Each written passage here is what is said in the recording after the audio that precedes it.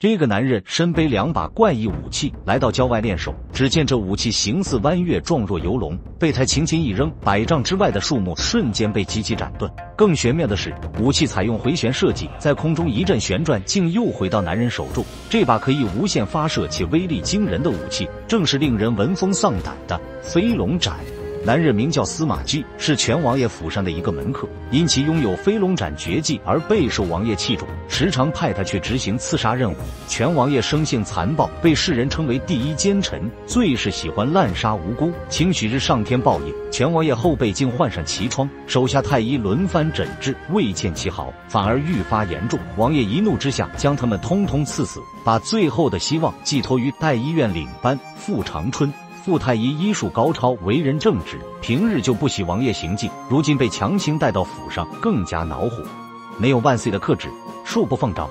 说完便愤然离去。眼看硬的不行，王爷赶紧呼天抢地一阵悲鸣，成功唤醒对方的一热人心。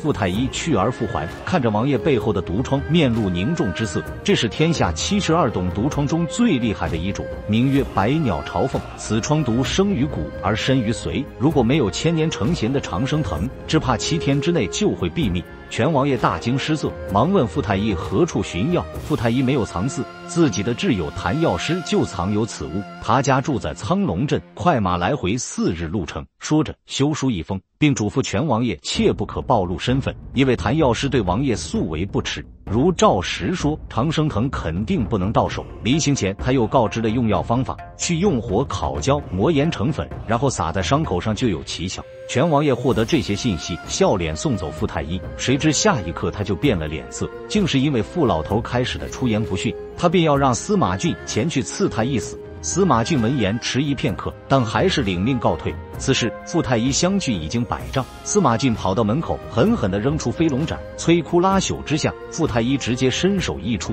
拿到人头，回到府中。全王爷拿出书信，让他去执行这项重要任务。若4日内取回长春藤，日后必有大赏，荣华富贵享用不尽。但毕竟事关生死，司马俊刚离开，全王爷就又吩咐太监杨成坤，让他再派数人同去，确保万无一失。可他不知道，正是这个决定会在7日后要了他的小命。1日一早，司马俊正要出发，杨成坤就带着自己的6个门客赶到，说是协助司马俊，实则是觊觎这天大的功劳。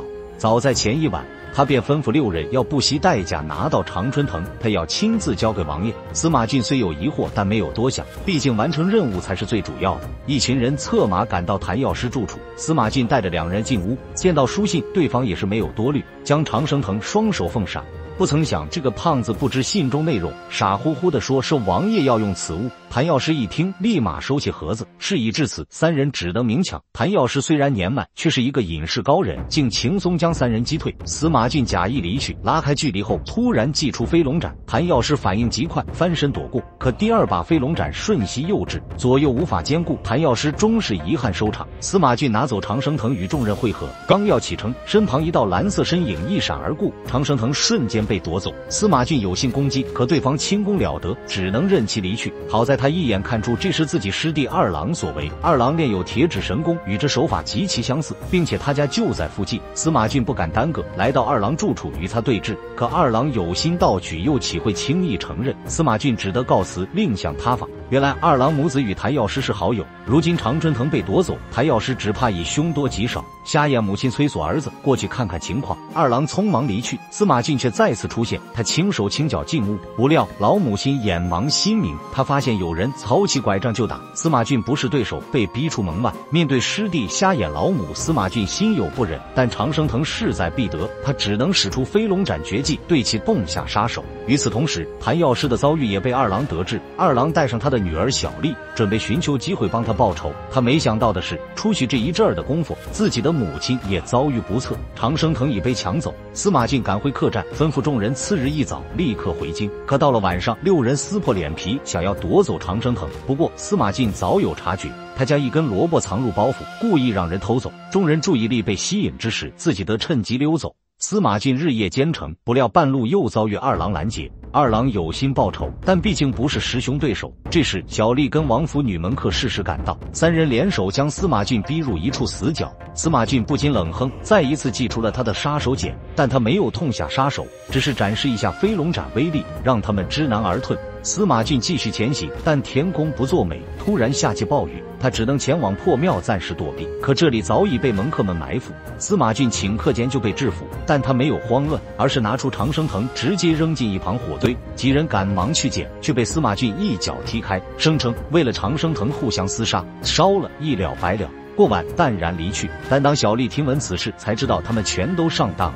长生藤本就要烧成炭磨成粉使用，司马俊必然还会重返破庙。果不其然，司马俊捷足先登，捡起已经燃透的长春藤，一把捏碎装入竹篓。众人不肯死吸，在积水滩再一次将他追上。司马俊被逼无奈，只能游水过河。当他回到王府，掏出小竹筒正要复命，却发现长生藤遭遇河水浸湿，已经失去药性。钱王爷脸色愈发苍白，要将司马俊斩首陪葬。司马俊不愿束手就擒，他击退一众官兵后夺墙而逃。王府那几个门客六去其三，杨成坤命他们配合官兵，定要捉拿司马俊归案。司马俊只能躲藏在一处熟人的小酒馆，准备伺机渡船逃到南方。二郎猜到他的意图，成天守在河边守株待兔，但有一个问题困扰着他们，那就是到时如何破他的飞龙斩。直到这日，看着渔民们撒网捕鱼的手法，二郎突然想到，能否用牛皮筋制成渔网，到时将飞龙斩像鱼一样困住。说干就干，在村民的帮助下，他们编出几个大型的牛筋网，在必经之路设下陷阱。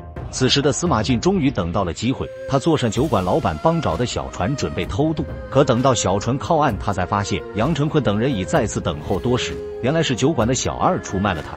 司马俊弃船逃跑，正好被逼入陷阱，退无可退，他只能背水一战。毕竟是身经百战的高手，殿后斩杀杨成坤以及一位门客后，他又拿出飞龙斩，开启无限收割模式。剩下两个门客避无可避，只能遗憾殒命。看到队友全部死光，二郎终于斩入陷阱。司马俊大惊失色，当他再度出手，飞龙斩果真受到牛筋网的卸力，掉落在地。但司马俊随即想到，网是死的，人是活的，他将支撑渔网的柱子全部斩断，阻碍顿时消失。飞龙斩继续发威，眼看二人避无可避，二郎突然想起渔民捕鱼的手法，他捡起渔网一抛，终于将飞龙斩擒获。司马俊见势不妙，就要逃跑，两人一人捡起一把飞龙斩，顺势刺入他的后背。可怜的司马俊终日捉衣，最后却被鹰啄了眼。